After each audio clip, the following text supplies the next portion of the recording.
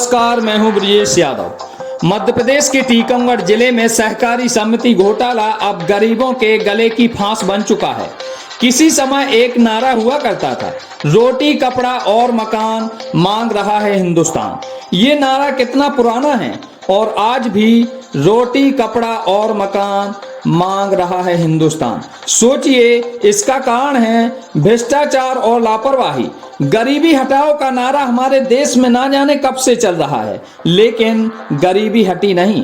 केवल वोटों की फसल उगाने का बीज बनकर रह गए गरीब। ये तस्वीरें बताती हैं कि भारत ने कभी गरीबी हटाओ के नारे को असली मुद्दा माना ही नहीं। गरीब हर राजनीतिक पार्टी का घोषणा पत्र का सबसे बड़ा हिस्सा होते हैं। गरीबों के नाम पर ना जाने कितने अभियान चलाए जाते हैं। गरीबों का जिक्र किए बिना किसी भी बड़े नेता का भाषण आज तक पूरा नहीं हुआ। गरीबी जो शब्द है, ये हर नेता का प्रिय शब्द है, हर पत्रकार का प्रिय शब्द है, हर बुद्धिजीवी का, हर लेखक का प्रिय शब्द है, और यहाँ तक कि सब छोड़ दीजिए, हर फिल्मकार का भी प्रिय शब्द गरीब ही हुआ करता था। किसी ने कहा है, जिस दिन किसी की गरीबी या मजबूरी का फायदा उठाया, उस दिन आप नीचे जाना चालू हो जाओगे। जीवन क्या होता है? जिस दिन आपने फायदा उठाने की सोची, उस दिन आप नीचे जाना चालू हो जाओगे। कभी उठ नहीं पाओगे जीवन में। आज खाद्य विभाग में भ्रष्टाचार और लापरवाही के चलते उस सच्चाई के प्राण ही निकलने लगे जो गरीबों के नाम पर बोली जाती है। लेकिन पहले आपको बता दें कि समिति द्वारा कैसे भ्रष्टाचार और मनमानी की जाती है। इसको हम 3 किरदारों से समझते हैं। पहले किरदार में है फूड इंस्पेक्टर, जो बैठे बैठे सब देख रहा है आंखें बंद करके। दूसरे किरदार में है समिति संचालक या विक्रेता, और तीसरे किरदार में है वो गरीब जनता जो मजबूर, विवश और लाचार है, क्योंकि इनकी चाबी गुंडों और आपराधिक प्रवृत्तियों के हाथों में है। साथ ही आज हम ये भी बताएंगे कि ये भ्रष्टाचार रूपी वायरस आखिर फैला कैसे, और विभाग को गरीबों के नाम पर कैसे चूना लगाया जा रहा है। इसके अलावा इस विभाग में इतना घोटाला हो चुका है कि इस विभाग के साथ साथ गरीबों को अपना हक मांगते मांगते प्राण ही निकलने लगे। इसका मुख्य कारण यह है सोसाइटी की भ्रष्टाचार रूपी बोली और दलालों को हर माह दुकान परिवर्तन करना। आप कह सकते हैं कि 1 साल के अंदर लगभग एक दुकान को 2 से 3 बार अलग अलग प्रकार के दलालों को सौंप दी जाती है। सोचिए, 1 साल के लिए इस विभाग को किसी भी ग्राम पंचायत में कोई ईमानदार व्यक्ति नहीं मिलता है। ये विभाग बार बार दुकान संचालक और विक्रेता बदलता है। अब इसके अलग अलग किरदारों में समझते हैं। पहला किरदार में है फूड इंस्पेक्टर, जो जिला के सिंहासन पर बैठकर निगरानी रखता है कि कहीं विभाग में गड़बड़ी तो नहीं की जा रही है। साथ ही लोगों को समिति संचालकों के द्वारा हितग्राहियों को ठगने का कार्य तो नहीं किया जा रहा है, और लोगों की शिकायतों का निराकरण करना एवं कोई दुकान आपराधिक प्रवृत्ति वाले व्यक्ति के पास तो नहीं है, ये सब शामिल है। लेकिन इसके ठीक विपरीत विभाग के द्वारा कार्य किए जा रहे हैं। सबसे पहले तो दुकानें ऐसे लोगों को सौंपी जा रही हैं जिनके ऊपर पहले से केस या मामले दर्ज हैं और आपराधिक प्रवृत्ति के हैं। ऐसे लोगों से गरीब जनता अपना हक लेने से डरती है और आखिर में परेशान होकर घर बैठ जाते हैं। इसके अलावा जैसे तैसे कई गरीब लोग साहब के दफ्तर तक पहुंच ही जाते हैं तो उसे उचित न्याय मिले, इसकी उम्मीद साहब से ही टूट जाती है।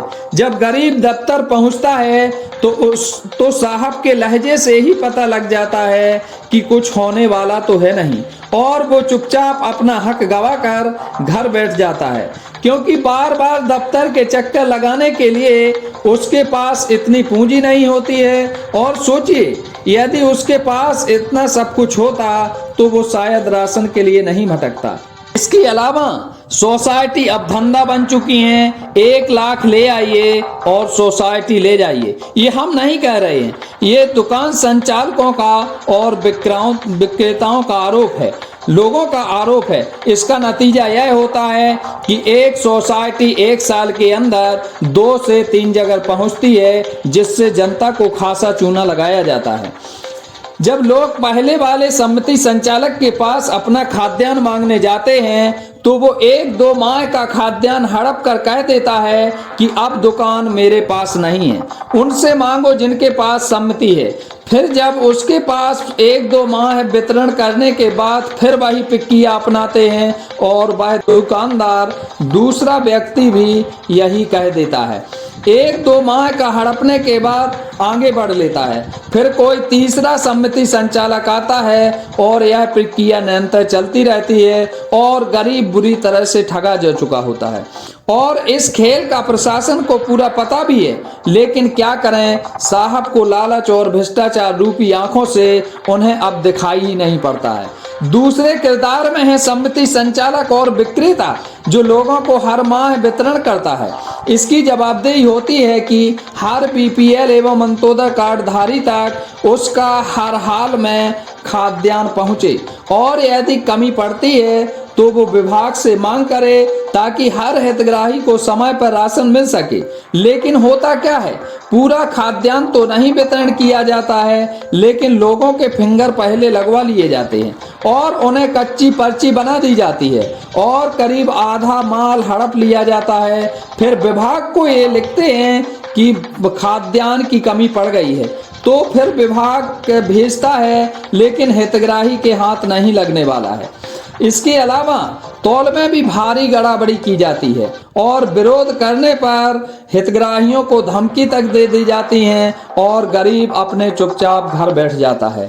जिसको देखना हो या दिखाई ना दे रहा हो वो कभी वितरण के समय मेरे साथ चलना, मैं बता दूंगा। यहाँ तक कि समिति संचालकों को शिकायतों की आदत लग चुकी है। वो कहते हैं कि वहां जाओगे तो वहां पर हमारे ही अधिकारी बैठे हैं, और ये बात सही भी है। इसलिए वे कह देते हैं कि जहां जाना है वहां चले जाइएगा, कुछ नहीं होगा, और सच में होता भी यही है। और अब तीसरा किरदार है उस गरीब ईमानदार लोगों का जो अपना हक गवा कर के भी कभी शासन के खिलाफ आंदोलन नहीं करते, बल्कि अपना कीमती समय निकालकर अपने व दूसरों के हक के लिए लड़ते हैं, और वो दूसरों के हक को खाने में नहीं बल्कि अपने हक के मिल जाने से संतुष्ट हो जाते हैं। अब मैं कह देना चाहता हूं कि आज आप भी यदि किसी का हक मार रहे हैं, यानी उससे उसका हक छीन रहे हो, तो ये यकीन मानिए जब ये समय का चक्र घूमेगा तो जो आज आप कर रहे हैं वो आपके साथ भी होगा। इसलिए मैं बार बार कहता हूं कि किसी के साथ भी उतना बुरा करो जितना आप खुद के लिए झेल पाओ। इसलिए आज भी वक्त है, संभल जाओ, सुधर जाओ, लोगों के साथ बुरा करना बंद कर दो, खुश रहो और खुश रहने दो। किसी की मदद कर सकते हो तो जरूर कर दो, यही जिंदगी है। क्योंकि आज भी कई गरीब लोगों के चूल्हे सरकारी राशन से ही जलते हैं। उसकी मजबूरी, लाचारी को समझने की कोशिश करो।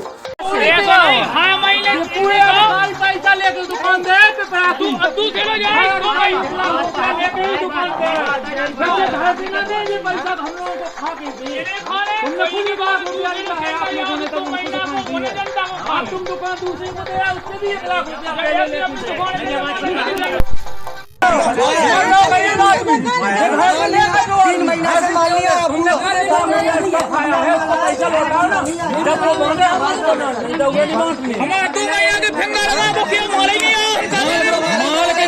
एडवांस पैसा खाए जी 1 लाख रुपया पूरा दिखाई पैसा खाओ बिना रिस्पेक्ट की दुकान दे पूछो जी बोलवे सामने के दे है कि नहीं दे